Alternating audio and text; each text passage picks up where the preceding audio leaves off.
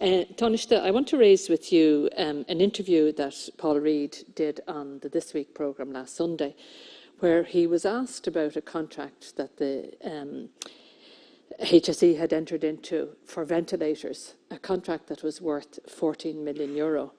And it seems there were serious problems with that purchase.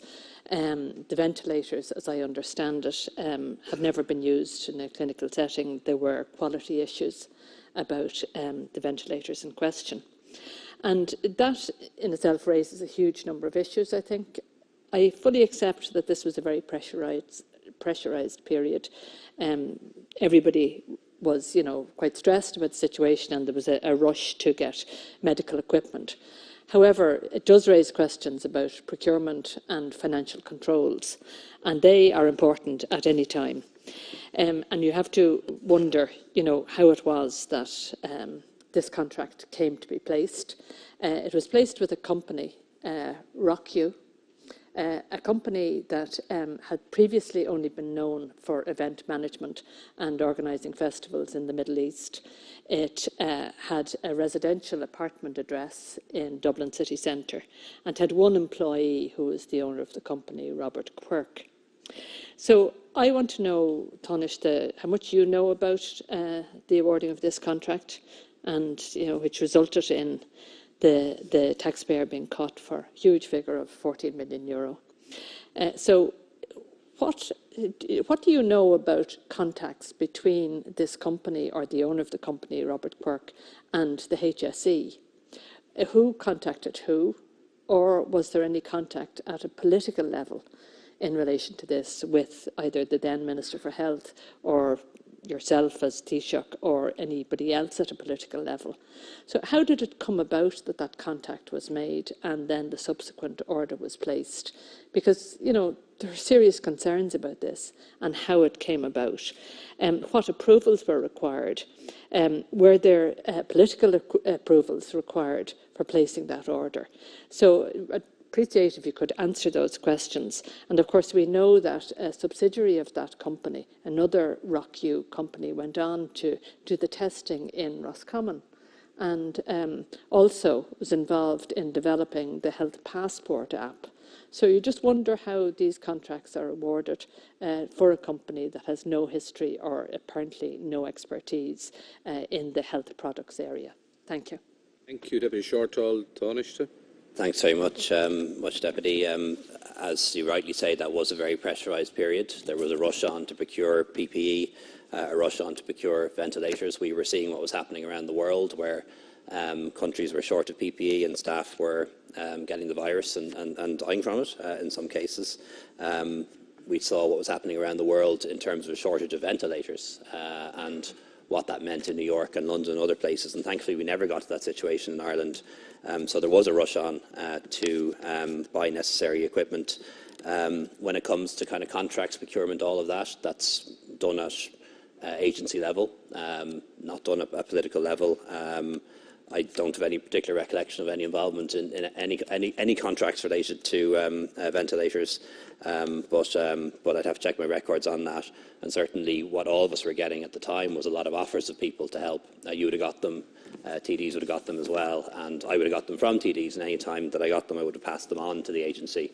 Certainly wouldn't have got involved in discussions over money, and perhaps others did, but nothing in my recollection. So I'd have to check up on that, Deputy, quite frankly.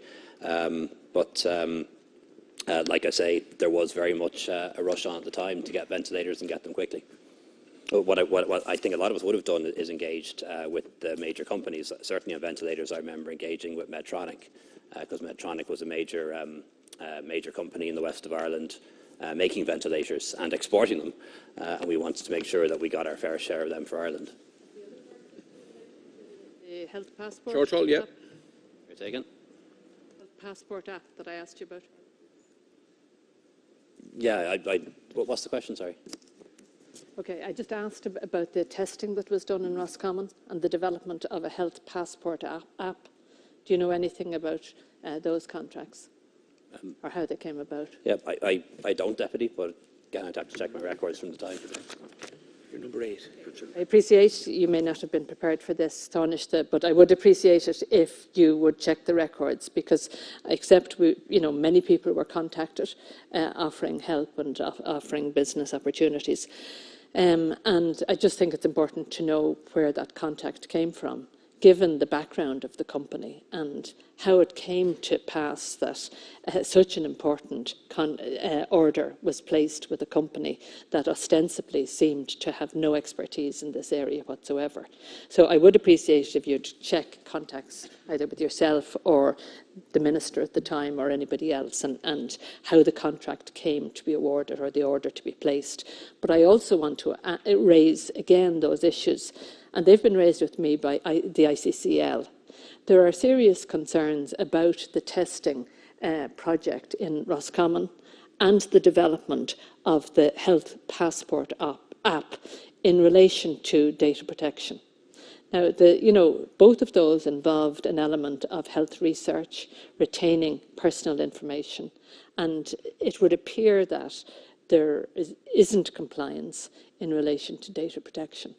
So again, I would ask that you might raise this with the Minister for Health to provide an assurance that everything is above board in this respect.